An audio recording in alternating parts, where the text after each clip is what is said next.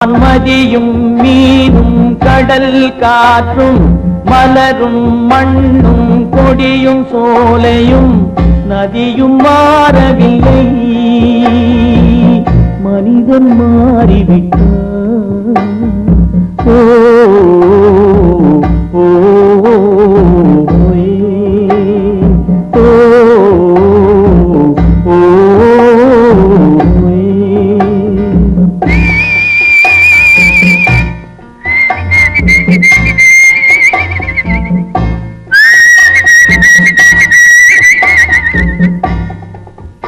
நிலை மாறினால் குணம் மாறுவான், பொய் நீதியும் நேர்மையும் பேசுவான், தினம் ஜாதியும் வேதமும் கூறுவான், அது வேதன் விதி என்றோதுவான்.